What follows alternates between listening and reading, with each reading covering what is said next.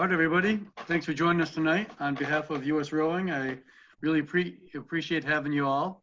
Cam is with me tonight, as is Jesse Foglia, assistant coach at Harvard and junior men's team coach in the summers. Jesse, you want to go on to the next slide?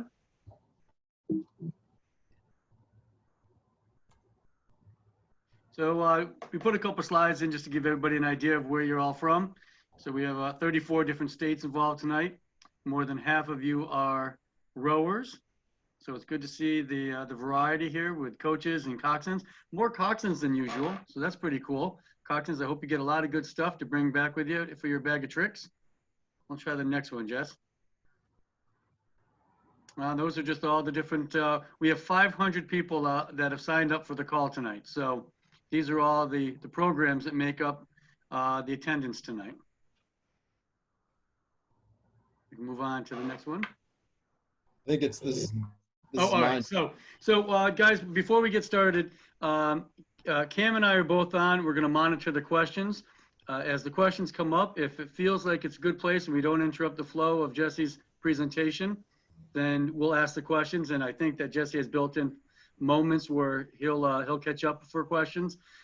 Please don't be frustrated if we can't get to all of them. What we'll try to do is get some answers to you as you put them in tonight's evaluation, or send them along and we'll get answers to you another way. For tonight, though, we have Jesse talking about the different terms: connection and suspension, hang, grip. You know, these are all things that I just felt he had such a great handle of in the summers, and it was amazing for me to be in the launch with him. So we're going to talk about him tonight, or he's going to talk about him tonight, and I hope you enjoy it. So without further ado, Jesse, take it away. Oh, thanks a lot, Chris. I guess sort of just in beginning the conversation, I think we're all in situations at the moment that we find, pretty unusual. And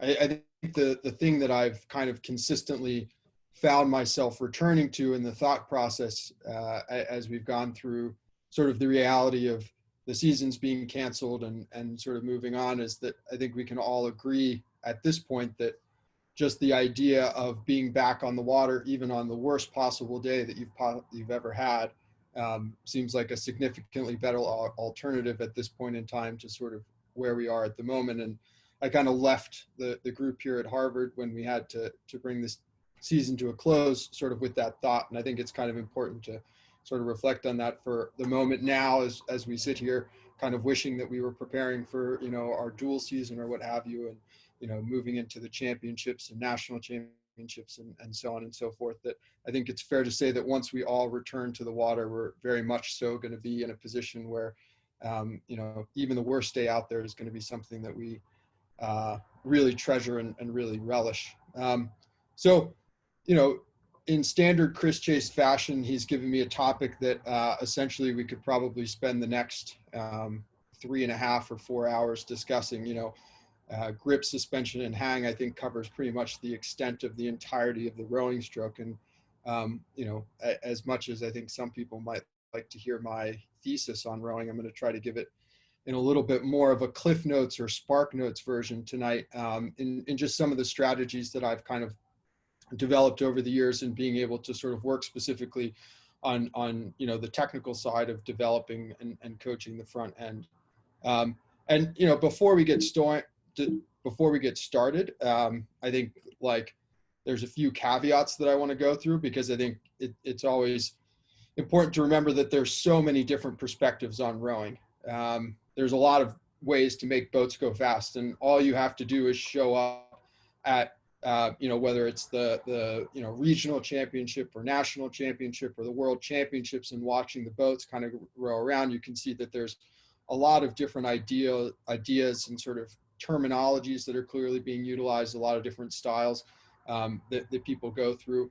The stuff I'm going to speak on tonight is stuff that's based on my own personal perspective on coaching and sort of how I've developed that particular understanding. And so on. But that doesn't mean to say that, if this contradicts with something that you've heard before, that one is right and the other is wrong.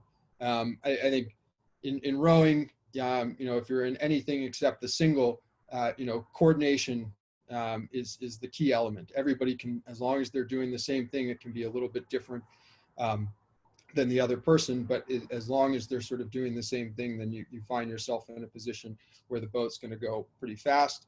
Like I said, I'm going to talk a little bit about how I specifically think about it, sort of show you some of the paths that I've come to my particular understanding.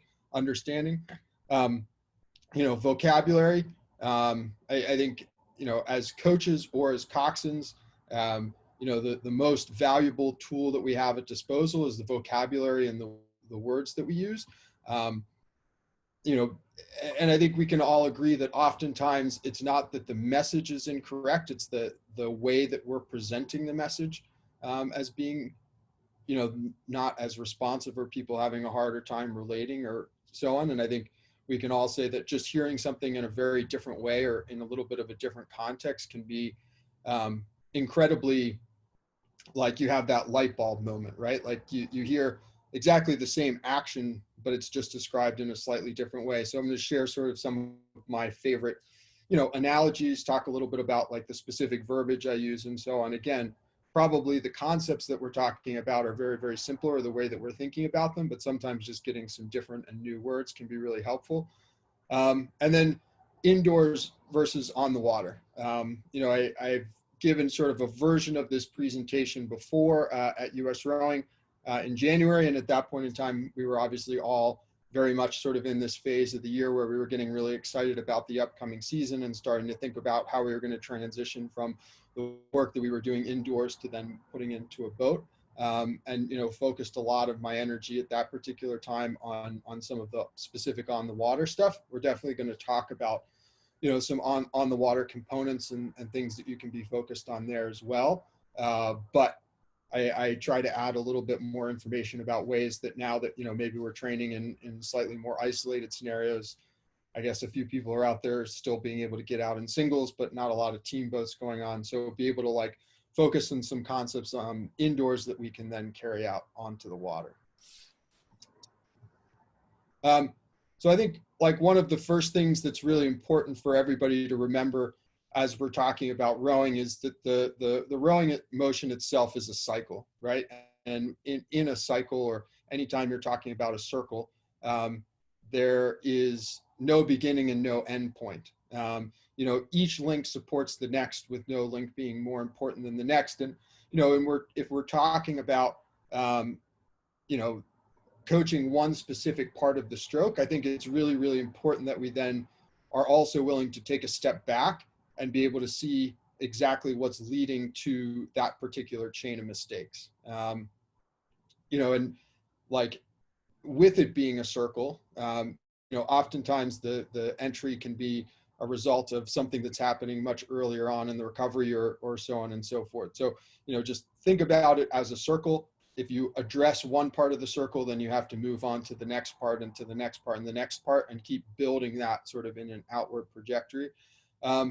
And then address the cause, not the symptom. And this kind of ties into what I was saying before. Body position, when we're talking about the front end, is one of the most important things, I think, as it relates to the way that an athlete and a rower moves, and the way that they're able to take the water and get attached. And I think we can oftentimes spend so much time, coaching an athlete, or, as an athlete, trying over and over and over again to maybe get the blade in the water a little bit quicker, or be able to like use the legs a little bit more. But sometimes it's not for lack of understanding, it's lack of the ability to actually do. And I think, as you're looking at it, like flexibility, for example, is something that really comes to mind when I'm talking about this, is that like you may simply not have the flexibility you need in order to get into the position that you need to be in order to be able to then, have the front end or the first part of the stroke be able to be something that really helps you to be able to then, move in an efficient pattern. So, flexibility, I think, is really key. Like looking at like the nutrition, the fatigue, sort of the mental state of the rowers as well, plays a huge role in sort of their ability to absorb or to be able to make a technical change. I can speak from examples sort of here at Harvard. The academic year begins and everybody is incredibly engaged. And, it seems like you're working with the most coachable group of athletes that you've ever worked with. And then about 2 weeks into the semester, midterms start, and midterms will go all the way from them until at some point right before final exams. But, the mental capacity that they have for understanding or like taking on a new concept becomes much, much more challenging. And I think as, coaches, it's really important. And then even as athletes as well, just to like mentally be able to like step through this idea of a threshold. For me, like when you enter the boathouse, you're entering or crossing a threshold, and the entire mindset of what you're trying to do and work on really needs to be able to shift and change. So,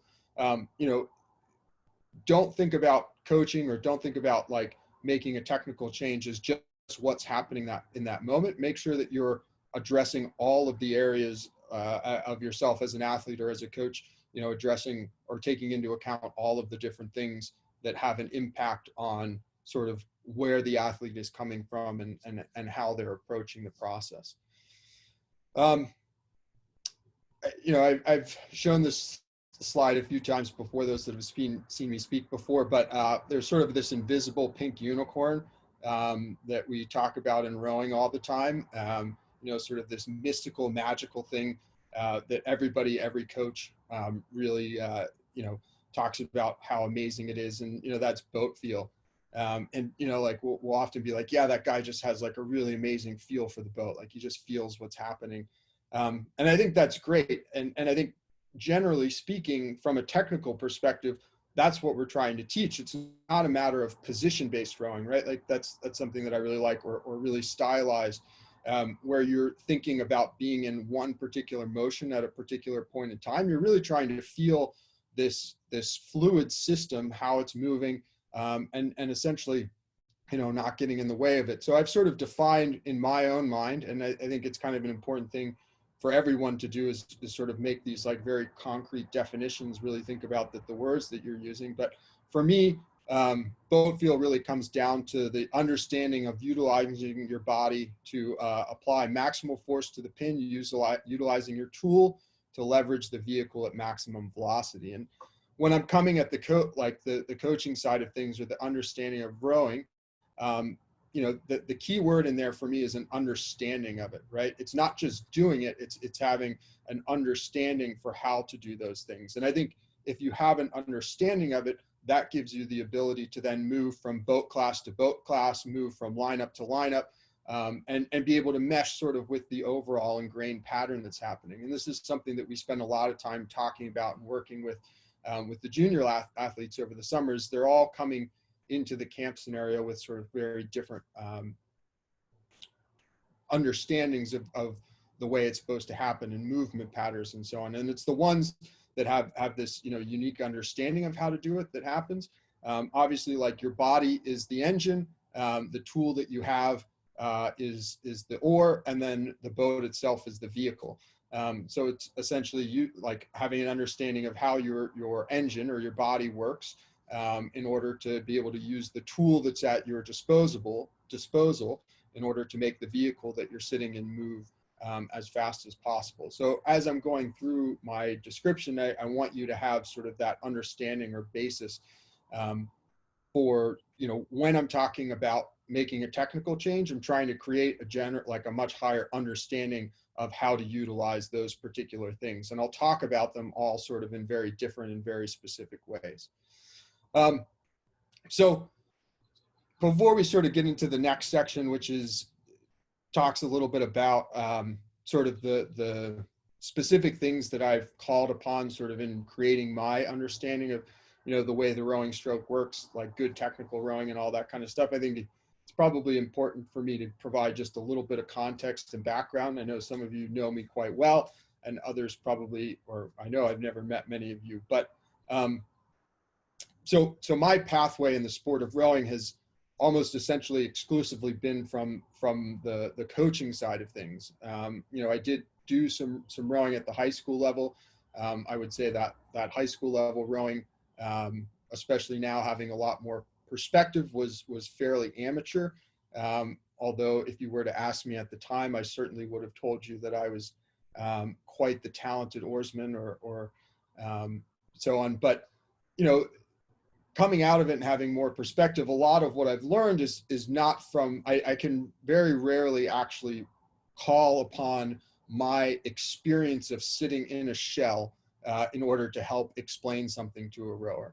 You know, I think there's a lot of coaches out there that have tremendous experience, you know, competing at the international level, you know, the top of the collegiate level, the top of the high school level, whatever it may be.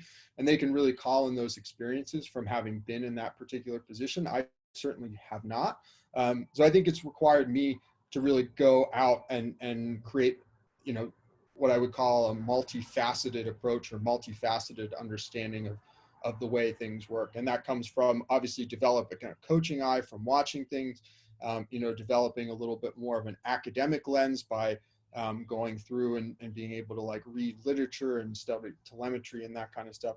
And then also one of the things that I really try to utilize is the ability, you know, I'm lucky enough in the position I'm in to be working with some really tremendously talented athletes who have achieved an incredible level. So I can learn just a lot by talking to them.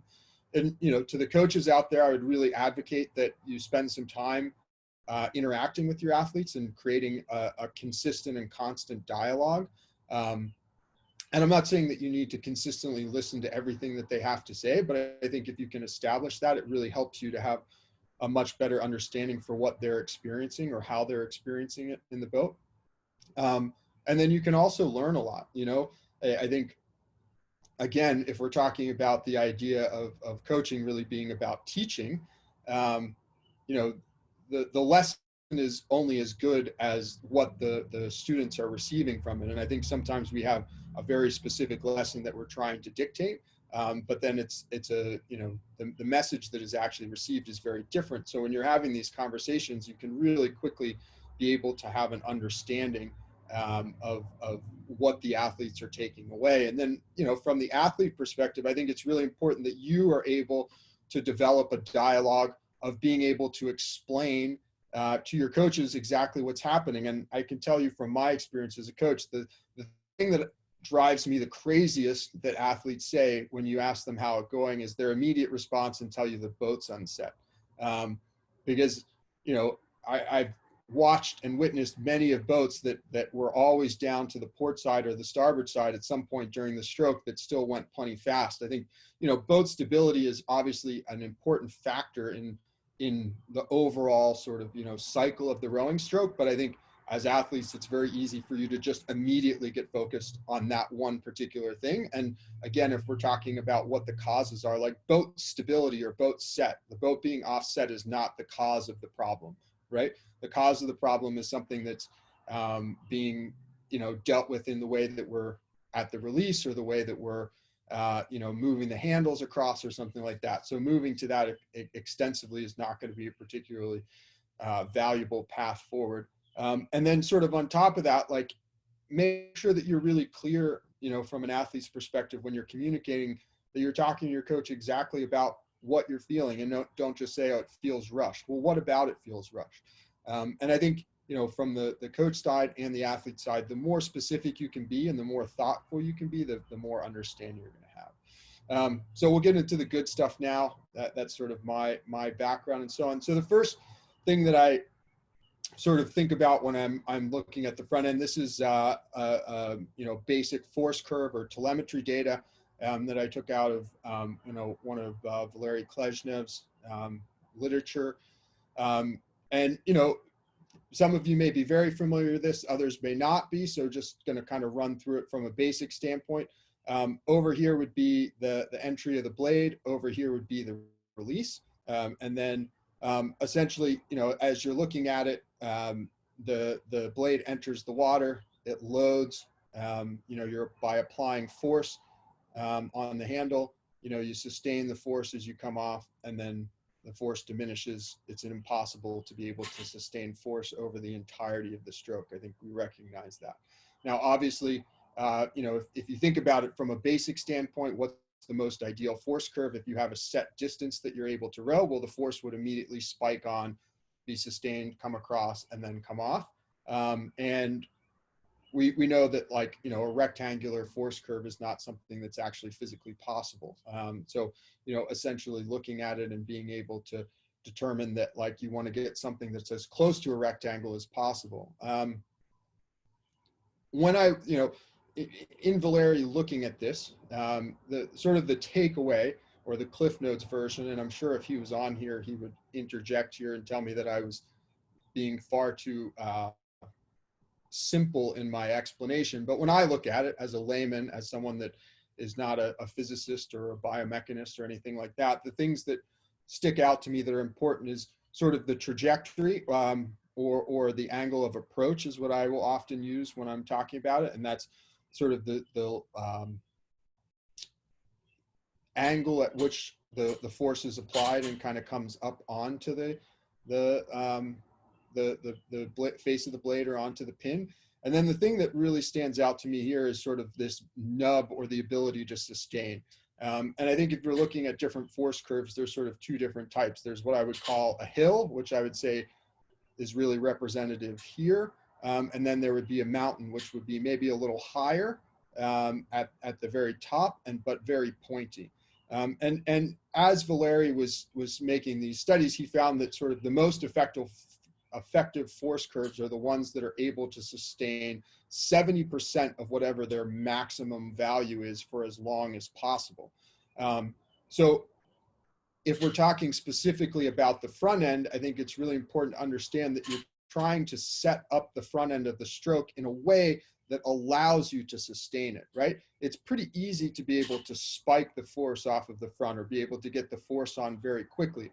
But the key is doing that in a way that allows you to then be able to sustain it for as long as possible. Again, going back to the idea of trying to be able to create as close to a rectangle as possible. Obviously, a rectangle has a lot of breadth to it.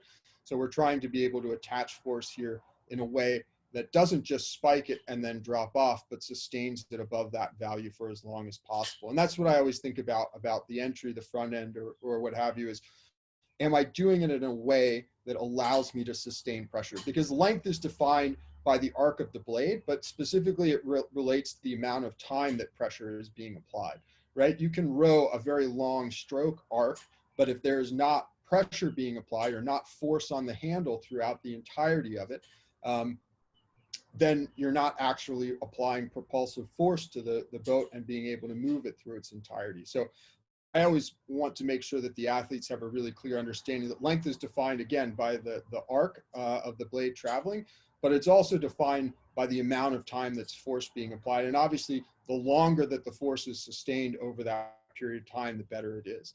And then sort of the final thing in looking at this and being able to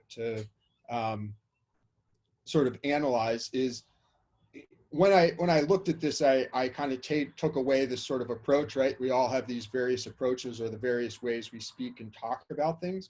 And for me, it really kind of defined, I think some people divide the stroke in half, first half, second half. Some people would say there's like the, legs portion, the body portion, the finish, whatever. But looking at this, my takeaway was that there's 3 phases to the stroke. And I talk about these thirds all the time.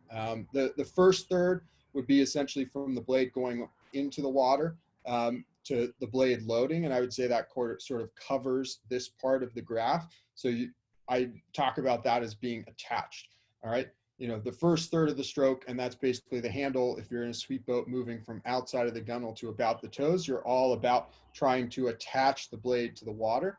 There's the middle third of the stroke, which is the ability to carry the load, or you're trying to be able to move as much as you can. And then the final third is what I would refer to as the sustain portion. So the first third is the attach, the middle third is the carry of the load, and then the final third is the ability to sustain that load. Another way to sort of think about it when I'm talking about that is through the first third, when you're attaching weight, all right, whatever weight you pick up through that phase of the stroke is what you have the ability to carry and accelerate. So if you only pick up a 25-pound dumbbell through the first third of the stroke, you only have a 25-pound dumbbell that you can then accelerate. And if you get hit in the chest by a 25-pound dumbbell, that is not going to provide as much energy as if you get hit by a 50-pound dumbbell. Now, obviously, I recognize if the velocity is high enough, certainly, the 25-pound dumbbell could act like a bullet and blow a hole right through you. But I think we all recognize the parameters of the ability to accelerate are limited and such that the amount that you pick up in that first third is what you're going to carry through or accelerate through. And the more that you can pick up, the more you can accelerate and the more that it's going to be able to carry and hold on. And then the sustain portion, again, force is not an infinite multiplier. It's not consistently going up and consistently moving in like this constant upward trajectory. The force is going to come off. So as you move through the final third of the stroke, as the line begins to crest and come back down, you're trying to just squeeze out as much as you can. And I think from an athlete perspective and from a coach's perspective, if you stop thinking about trying to yank and move through, and you just think about trying to hold as much pressure on the fingers as you possibly can, you're never adding force as you come through and break the elbows and bring the handle to your body. That's not what's happening. You're sustaining as much as you can. And obviously you can have no pressure come on or reduce the force entirely. Or you could think about squeezing and drawing it out. So again, attach, carry, sustain. Those are sort of my 3/3. So obviously the basis of the talk was grip, suspension, and hang. So I think it's important that we talk a little bit about what those things are. For me, grip comes from the blade. It's all about how the blade interacts with the water. If we're talking about things as far as a circle, and we're looking at the drive cycle, to me, it's one of the most important because it's going to set the platform, the grip that we attach to the water, the way it interacts with the water. If we can't get that right, we're not going to have the ability to be able to then focus on anything that happens after. And, we're indoors right now on the machines. When we go back on the water, we're going to start working in a fluid environment. Rowing happens in a fluid surface. A fluid surface is very different than a stationary surface. The way the water interacts with the blade itself is particularly important to keep in mind when you're thinking about grip, because you can certainly over grip it. Water has a particular amount of surface tension, and depending upon the type of blade, the size of the blade, all of that kind of stuff, it's going to be able to hold more or less water against the face of the blade. And I've had this conversation with some people and we've had disagreements. I think both words apply. Some people think that saying the water compresses on the blade is correct. Other people say the water piles on the blade is correct, and that the other is in. I think that sort of both, in my mind, conceptually makes sense. The water does compress on the surface of the blade. It also sort of piles on the surface of the blade. That's how you're able to get, the cavitation on the backside of the blade, where you have that little bit of dry space there when the blade enters.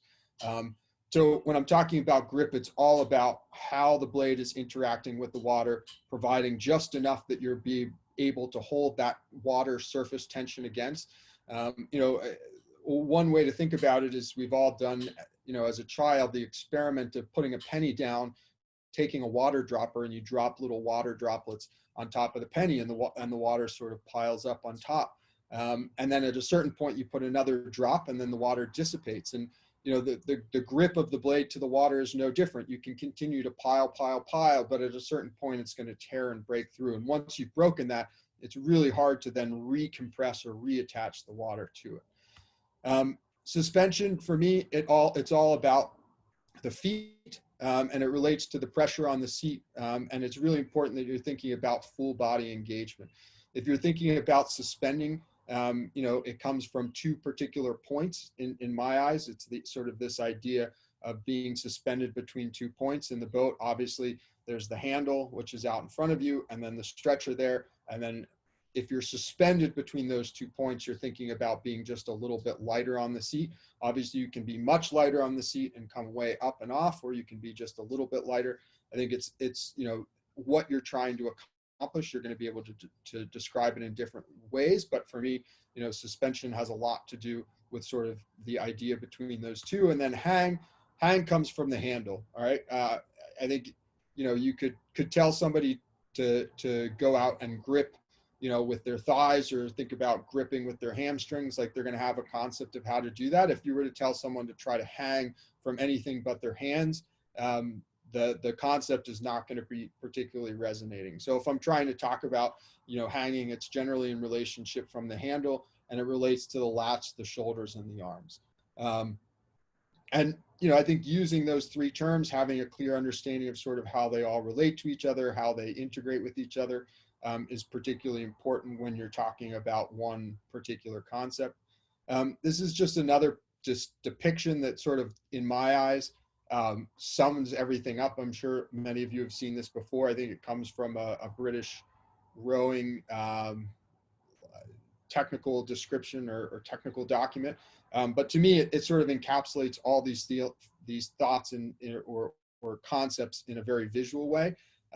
So, if we're talking about grip, if you look out at the blade there, you can see the blade is like very stuck in. There's not a huge amount of white water coming up and off and around the blade.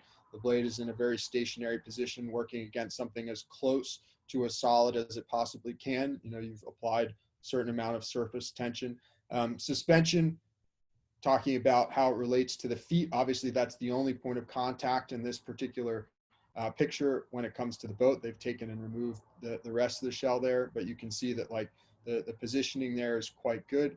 And then the other thing I would say is full body engagement. You don't see the body here sagging. It's able to hold the pressure that's being applied there.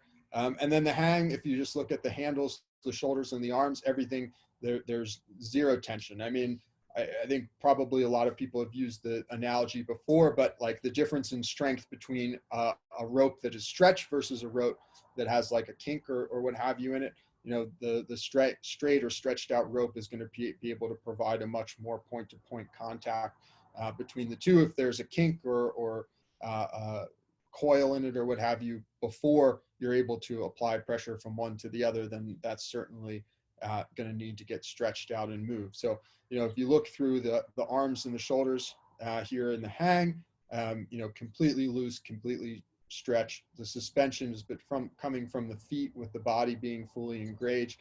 And then if we're looking at the grip, it's specific to the blade as you move through. Chris, do we have any pressing questions here sort of before I continue on? Jesse, we do have a couple in here. The one question is, do you sustain the stroke by maximizing pressure through the fingers into the finish? I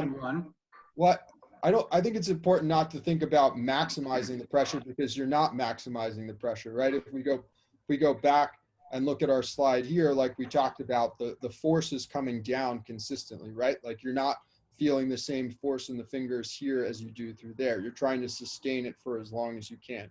So you do want to feel pressure in the fingers as you come through or break the elbows and draw, but you're certainly not trying to maximize. And I think that's where people kind of get into trouble, and it's really easy to tear through the surface tension in the water as they come through when they're trying to add force or add pressure. Sustain pressure. Try to hold on to it as much as you can, but you should never be thinking about adding more.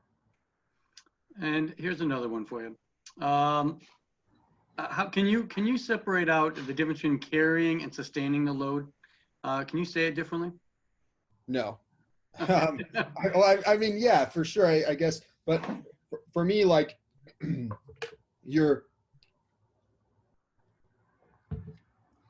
as you carry the object, right, you're moving it past that point. The sustaining is just a bit more. I always think about sustain as and this may seem silly, but as you're pushing peanut butter across a slice of bread, like you're sort of squeezing it or sustaining it as you cross there.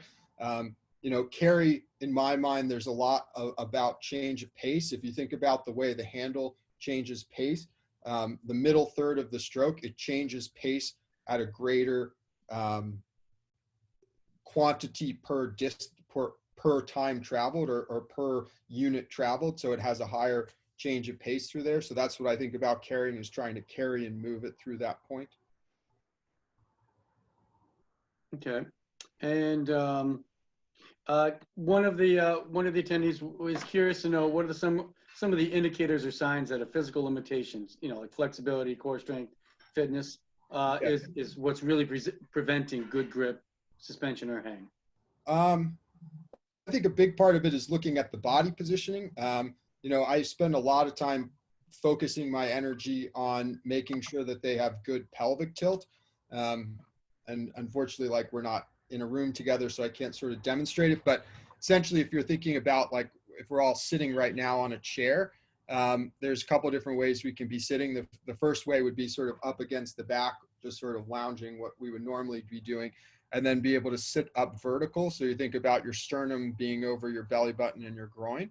And then think about taking your pockets on the back of your pants. And as you pivot, making sure that you're lifting the pockets up off of the seat. To me, if the athlete can't perform that motion in a seated position, then they're not going to be able to do it in a boat. And then the other thing you can be doing is, having them sit on the erg and do that. And I think this is another big thing is like working with athletes on the erg. Like if you can't perform a particular motion in a stationary and completely isolated platform, then you're certainly not going to be able to do it in a platform where you're moving consistently. So sort of moving on from there, if we're talking about developing a vocabulary, I think there's a couple particular parts of the stroke that are really important to be able to distinguish between. And if you haven't picked up on, I'm very specific, or try to be very specific in the wording that I use, because I think, again, as teachers, what's the best thing we have? It's our ability to communicate and the specificity of the communication that we have. So the first for me is the entry versus the catch. I think that they're two very different things. And I think as you're talking to the athletes, making sure that they have an understanding between the two. The entry to me is the blade being actually moving to the water. So it's entering, or like moving to the water, entering the water. And then there's the catch, which is the loading of the blade. If you think about these two terms, there's certainly a Venn diagram where there's just a huge amount of overlap between the two, but they're not mutually, or they're not completely mutually exclusive of each other, but they're not happening at exactly the same moment. You have to initiate the motion of directing the blade to the water before you can think about catching the load of the blade. And there's been a lot of discussion. I'm sure some of you may have questions about the idea of front splash versus backsplash, V splash. Again, the way you talk about it is completely up to you. I tend to use the terminology of displacement splash, which tends to lend itself a little bit more to the idea of a V. You have some water coming up off the front of the blade and some water coming up off the back of the blade. And essentially you're trying to direct the blade to the water at the speed at which the boat is traveling, which is obviously incredibly complicated and really challenging to do. But in that process, you're trying to time those two things. And then the catch is the actual loading, or the idea of getting the water to grip up. And then the other thing would be the idea of kick from the stretcher or step from the stretcher. To me, a kick is a quick and simultaneous engagement. So it's like a moment in time. If you want to kick off the front, it's going to be immediate. You're going to come and then it's going to come off. You're not going to push and drive through. To me, a step is much more how I would think about how you should be interacting. You want to step to the foot plate as you catch the water. And again, like all three of those things, Venn diagram, there's an overlap between the two. They're happening simultaneously or sort of through the same pattern, but you need to be kind of thinking about those all in the same context.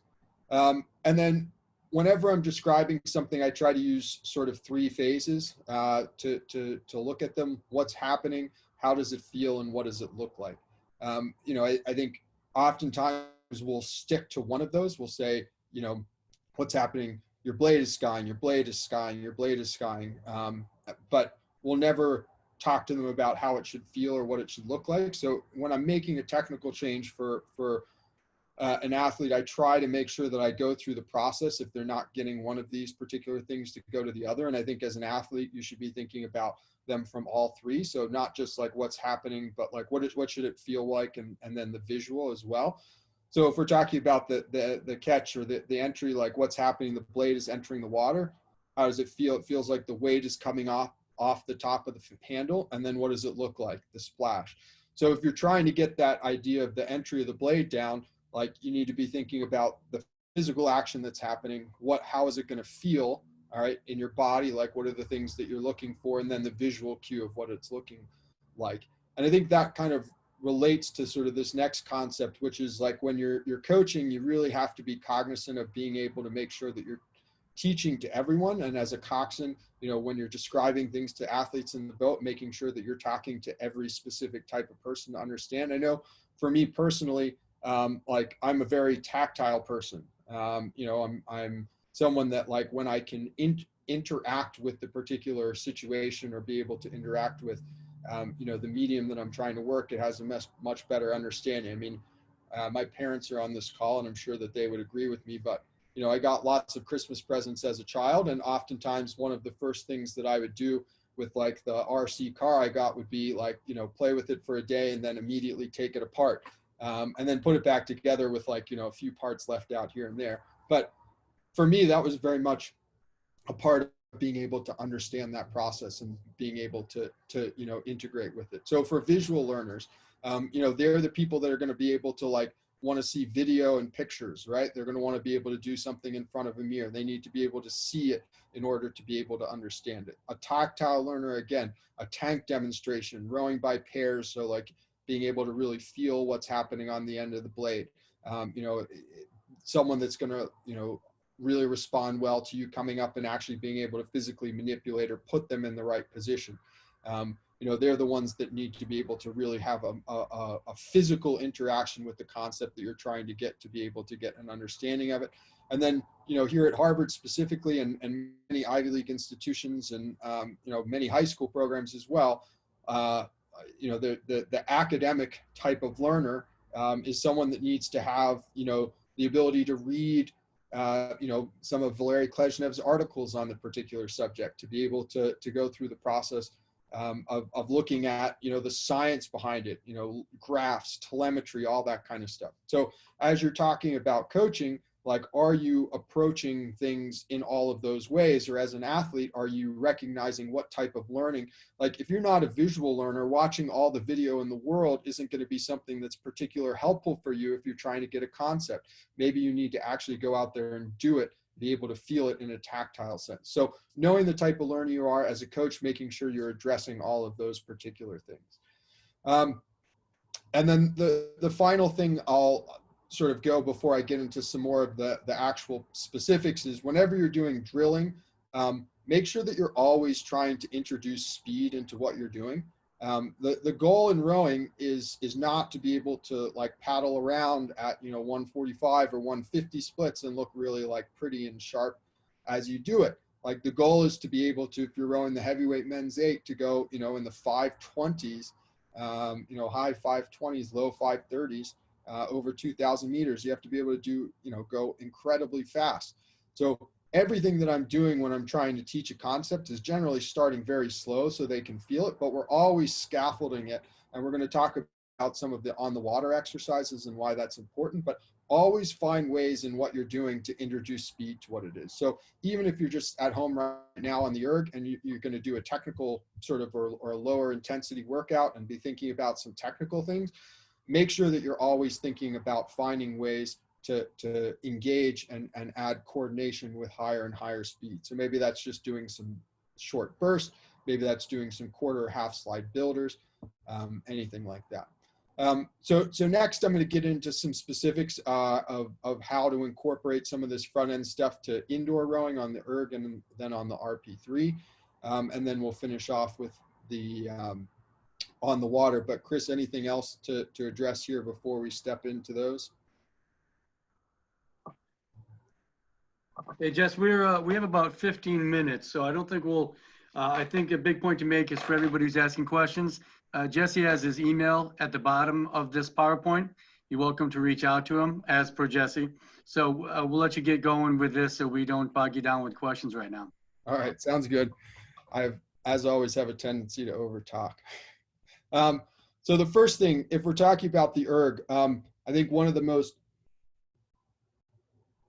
basic things that you can do is a simple suspension exercise with a strap, and you can do this, you know, if you're training at home by yourself at the moment.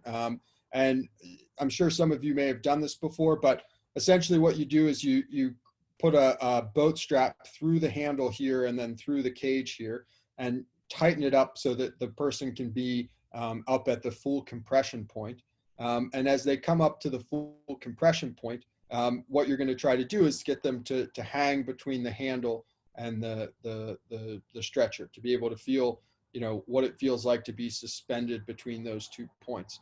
And if you can look and see, you can see that Nick here is actually just lightly off the seat himself. And I think it's really good for teaching the athlete how to make sure that there's good hang. I talk a lot about experimenting with different body positions. So if we're talking about, you know, tucking your lower back in versus elongating your lower back, you know, the difference between hanging from the upper part of your spine versus the mid part of your spine, being able to make sure that the arms are long and loose so you're, you know, hanging from the handle itself.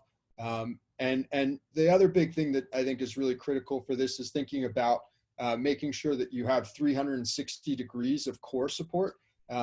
And, you know, I'll talk a lot about making sure that they're engaging the front part of their body as they engage from the stretcher. And I think the way that sort of resonates for me is, you know, the core of your body is essentially the column of support, right? And when they built the Colosseum with all those columns in Rome, you know, if one side of those columns wasn't as strong as the other, the entire thing is going to collapse and move, you know, come crashing down. So if they're not being able to provide the ability to stay supported from like all 360 degrees of their engagement, then they're not going to be able to support the load that they're creating between the handle and the feet. So then we'll go to the middle third of the stroke. You know, again, this is sort of an exaggerated version where he's come well off the seat. You can see it's sort of rolling through there. I find that this part of the stroke is really important because this is where we get that ability to be able to carry through. You know, you have your posterior chain, the hip hinge, you know, glute activation, all of that engaged at the same time. So if we're looking back at our graph and thinking about that portion, this is where we're trying to be able to hold as much as 70%. We have multiple levers involved, so you can be able to think about it.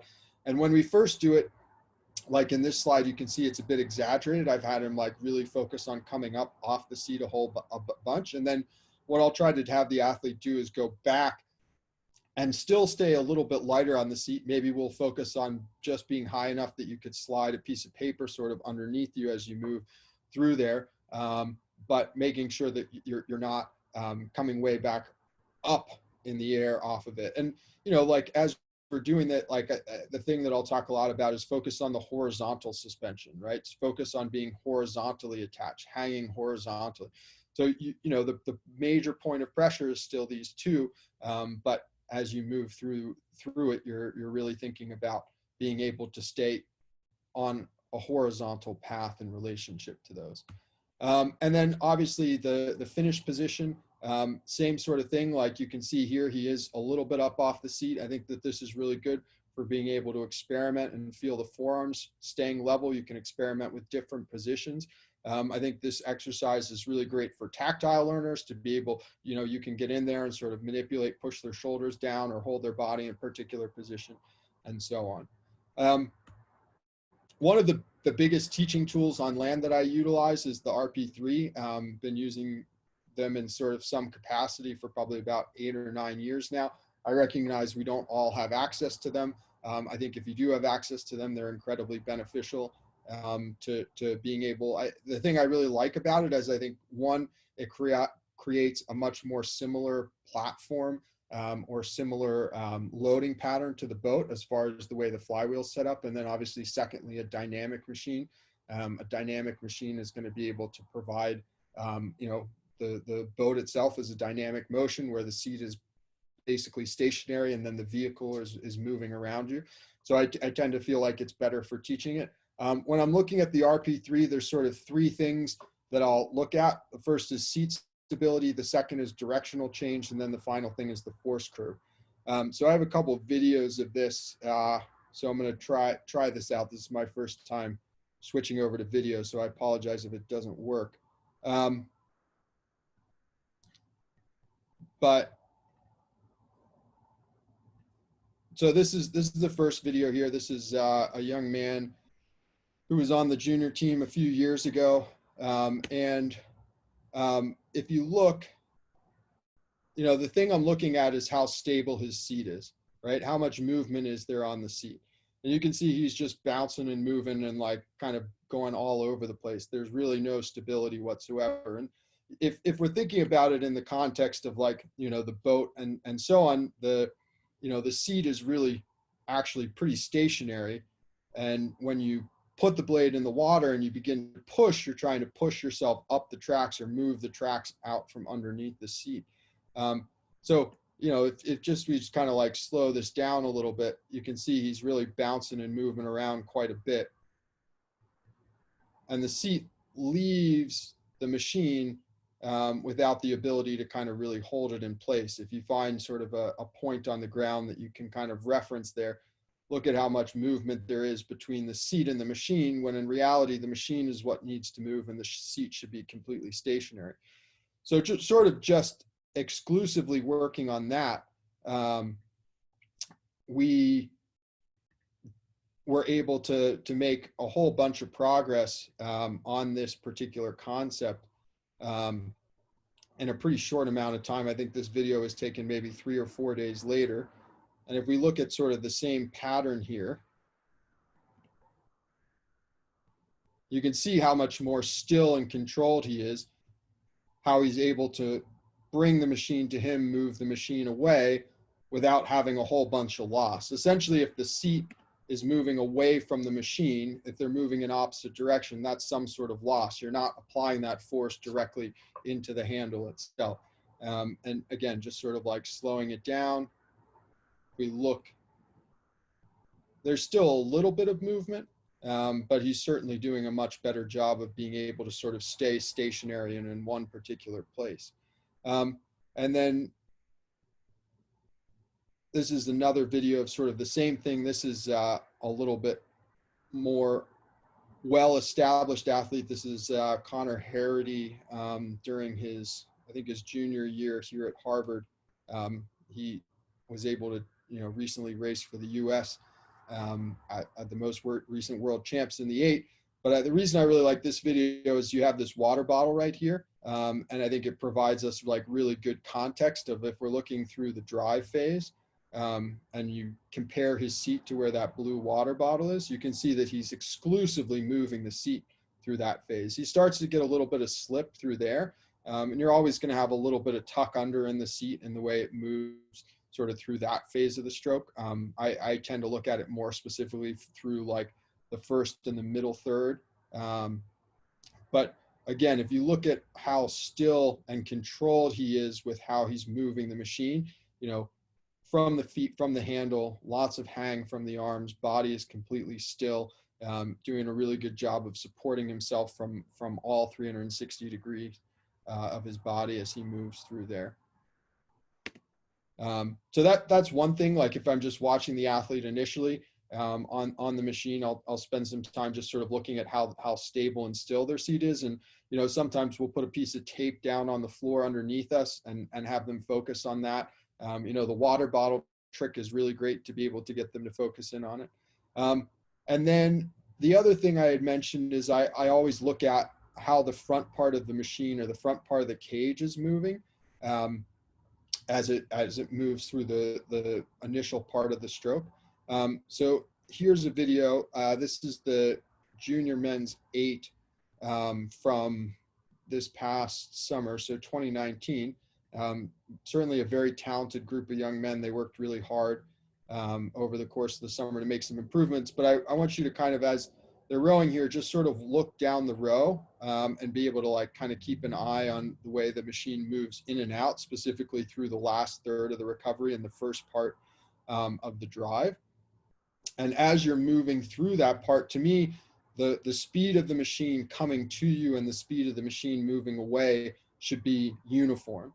And if you're talking about the context of a team boat, obviously, if you see somebody's machine sort of jump in and jump out of that position, then you know that they're putting a lot of pressure on the foot plate or kicking off of the stretcher rather than stepping off the stretcher in the way that you're sort of, or the way that I would sort of try to be describing it. So any sort of short or sudden motion as you yank in and yank back out, to me is an indication of incorrect.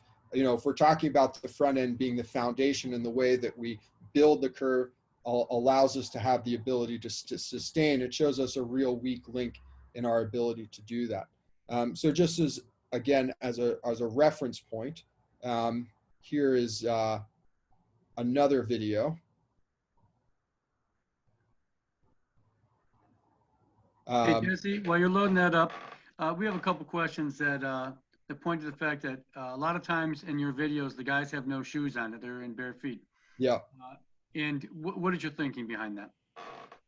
It's not something that I personally overly stress. I know, I understand the concept of why it's important. The idea that, like, without having the rubber part under your sole, you're able to make more contact, right? Like the rubber is going to compress and so on.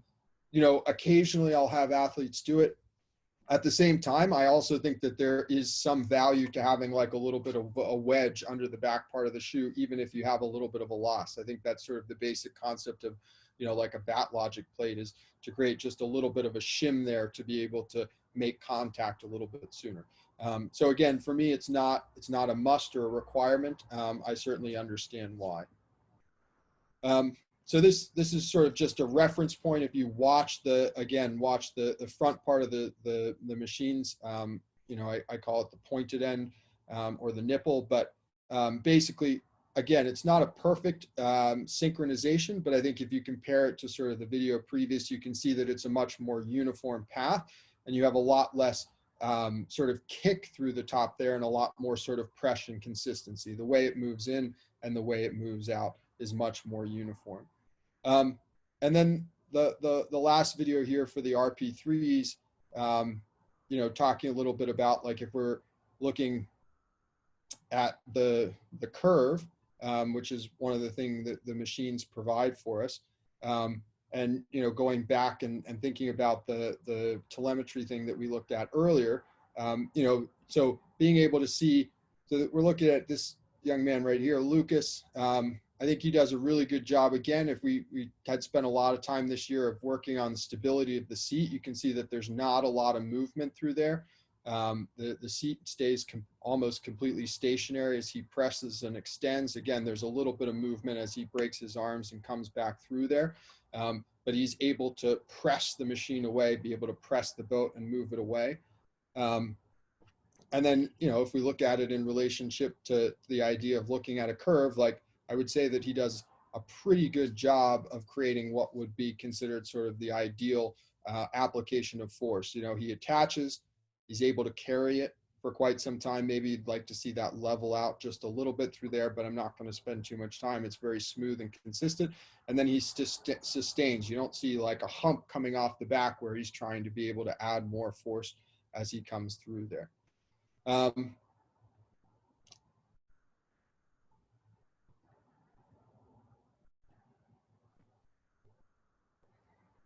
Jesse, we're closing in on 8 o'clock in a couple minutes.